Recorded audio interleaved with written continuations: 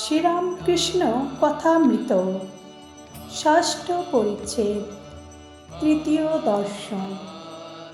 Master তখন বরাহনগরে ভগিনীর বাড়িতে ছিলেন। ঠাকুর শ্রীরামকৃষ্ণকে দর্শন করা অবধি সর্বক্ষণ তাহারই চিন্তা, সর্বদাই যেন সেই আনন্দময় মূর্তি দেখিতেছেন ও তাহার সেই অমৃতময়ী কথা শুনিতেছেন। ভাবিতে লাগিলেন, এই দরিদ্র ব্রাহ্মণ কীরূপে এইসব গভীর তত্ত্ব অনুসন্ধান করিলেন ও জানিলেন, আর এত সহজে এই সকল কথা বোঝাইতে তিনি এ পর্যন্ত কাহাকেও কখনো দেখেন নাই। কখন তাহার কাছে যাইবেন ও আবার তাকে দর্শন করিবেন, এই কথা রাত্রি দিন ভাবিতেছেন। দেখিতে দেখিতে রবিবার আসিয়া পড়িল। বরাহনগরে নেপালবাবুর সঙ্গে বেলা 3টে কি 4টের সময় তিনি দক্ষিণেশ্বরের বাগানে আসিয়া পৌঁছালেন।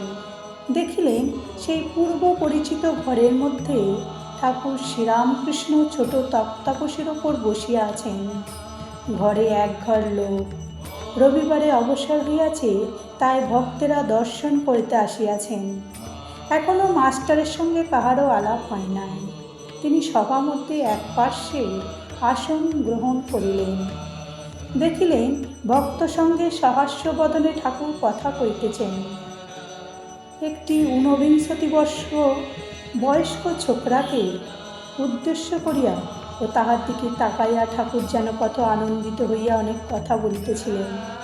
ছেলেটির নাম নরেন্দ্র। কলেজে পড়েন ও সাধারণ ব্রাহ্ম সমাজে যাতায়াত করেন। কথাগুলি তেজ পরিপূর্ণ, চক্ষু দুটি উজ্জ্বল, ভক্তের চেহারা। মাস্টার অনুমানে বুঝিলেন যে কথাটি বিষয়াসক্ত সংসারী ব্যক্তির সম্বন্ধে হইতেছিল। যারা কেবল ঈশ্বর ঈশ্বর করে, ধর্ম ধর্ম করে, তাদের ওই সকল ব্যক্তিরা নিন্দা করে।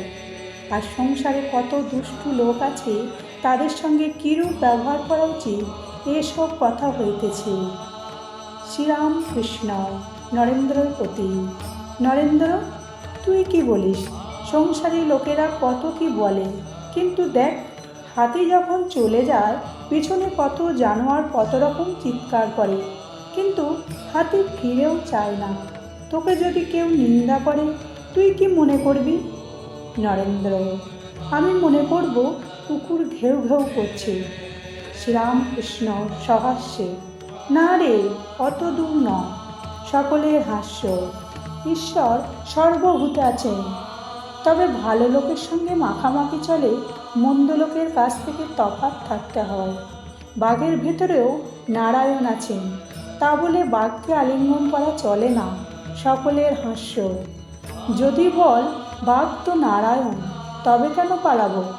তার উত্তর, যারা বলছে পালিয়ে এসো, তারাও নারায়ণ, তাদের কথা কেন না শুনি? শাস্ত্রে আছে, আপ নারায়ণ, জল নারায়ণ। কিন্তু কোনো জল ঠাকুর সেবায় চলে, আবার কোনো জলে আচানো, বাসন মাজা, কাপড় কাচা কেবল চলে, কিন্তু খাওয়া বা ঠাকুর সেবা চলে না। তেমনি সাধু অসাধু, ভক্ত অভক্ত, সকলের হৃদয়েই নারায়ণ আছেন, কিন্তু অসাধু অভক্ত দুষ্টু লোকের সঙ্গে ব্যবহার চলে না, মাখামাখি চলে না। কারোর সঙ্গে কেবল মুখের আলাপ পর্যন্ত চলে, আবার কারোর সঙ্গে তাও চলে না। ওইরূপ লোকের কাছ থেকে তফাতে থাকতে হয়। জয় ঠাকুর, জয় মা।